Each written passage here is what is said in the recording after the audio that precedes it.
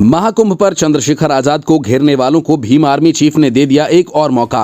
कर दिया ऐसा काम, फिर होंगे हजारों सवाल, फिर होगा नया बवाल। बाइक पर बैठे और नीला गमछा उठाकर काट दिया नया भौकाल। बहन जी ने भी महाकुंभ पर कर दिया चंद्रशेखर का समर्थन। हिल गई देश की राजनीति, दौड़ने लगा सरकारी इंजन। जब से चंद्रशेखर आजाद ने महाकुंभ पर बयान दिया, तब से उनके खिलाफ बोलने वालों की लाइन लग गई। ऐसा लग रहा था महाकुंभ पर एक तरफ चंद्रशेखर आजाद खड़े हैं तो दूसरी तरफ सरकार का पूरा सरकारी अमला और बड़ी तादाद में साधु संत। लेकिन कहते हैं ना कि सैलाब रुका नहीं करते, नदियों के रास्ते कटा नहीं करते और बहते पानी में तैराकी सीखा नहीं करते। चंद्रशेखर आजाद भी ऐसे ही परवाने हैं जो अपनी चाहत को पूरा करने के लिए जलने को हरदम तैयार हैं। लोग कुछ भी बोलते हैं लेकिन वो अपने लक्ष्य की तरफ बढ़ते रहते हैं। जरा देखिए, देश में उनके खिलाफ माहौल बना। कोई उनका सर काटने की बात कर रहा है तो कोई संसद में पीटने की धमकी दे रहा है। लेकिन चंद्रशेखर आजाद मस्ती में अपने क्षेत्र के लोगों के काम करने में लगे हैं, वो भी एक अलग तरीके से। वो अपने लोगों से मिलने के लिए बाइक पर बैठकर ही निकल लिए। ये तस्वीरें हमेशा के लिए गवाह रहेंगी कि जनता का एक ऐसा नुमाइंदा भी था जो अपने क्षेत्र के लोगों के ज़्यादा से ज़्यादा करीब रहना चाहता था। और ये कोई अकेला ऐसा काम नहीं है जिससे चंद्रशेखर आज़ाद अपनी अलग राजनीतिक पहचान बना रहे हों। अब जो हम आपको वीडियो दिखाने जा रहे हैं वो देखकर आपका कलेजा कांप जाएगा। तस्वीर में जिस महिला से चंद्रशेखर आज़ाद भरे मंच पर गले लग रहे हैं वो रोहित वेमुला की माँ है, जिनके दर्द के लिए वो दुनिया से लड़ने को तैयार हैं।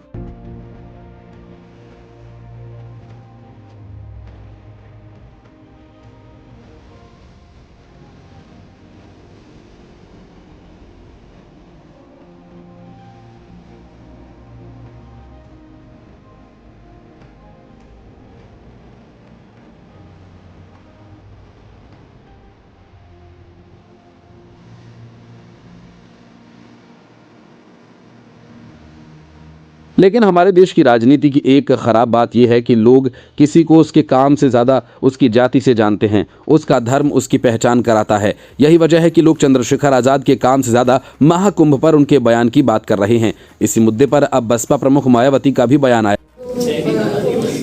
मेला जो लगा हुआ है इसके बारे में लोगों की अपनी अपनी आस्थाएं होती है, तो जो आस्था रखता है वो लोग जा रहे हैं। तो मुझे इसके बारे में क्या बोलना है, इसमें कोई निमंत्रण थोड़ी ना दिया जाता है। ये तो अपनी अपनी आस्था होती है। सवाल ये है, आप इंडिया अलायंस का आप भविष्य देखती हैं अभी भी? हाँ, इंडिया अलायंस का भी कोई भविष्य देखती है? ठीक है, धन्यवाद। कोई चाहे कुछ भी कहे, लेकिन चंद्रशेखर आज़ाद अपने क्षेत्र के लोगों के लिए सब कुछ करने को तैयार रहते हैं। कैसे, वो इस वीडियो में देखिए जिसमें एक अधिकारी से भी वो भिड़े हुए हैं।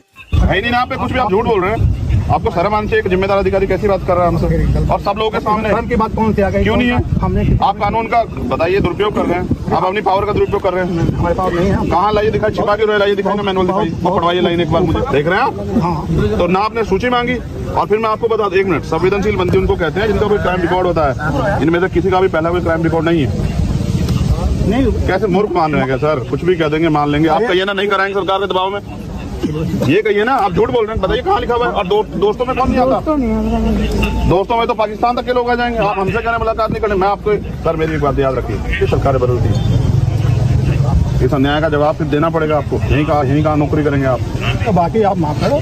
मैं आपको कहेंगे माफ करो भाई, आप मालिक नहीं, हम मालिक। आप लिख दो ना, मेरी एप्लीकेशन पे लिख के तो देना पड़ेगा ना। आप फिर मैं बैठो, आप मुझे बताओ तय करो अपने ऑर्डर के लिए। वो पता नहीं जाने।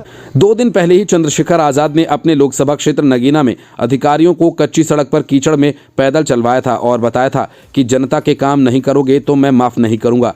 लेकिन फिर भी लोग चंद्रशेखर आज़ाद के उस बयान का ही जिक्र करते हैं जो उन्होंने कुंभ पर दिया था। हालांकि चंद्रशेखर आज़ाद ने वो बयान पत्रकार के सवाल पूछने पर दिया था, अपना मत धर्म के बारे में बताया था, लेकिन उस पर बवाल हो गया। मेन स्ट्रीम मीडिया में भी उसी का जिक्र था, जबकि बात चंद्रशेखर आज़ाद के काम पर होनी चाहिए थी।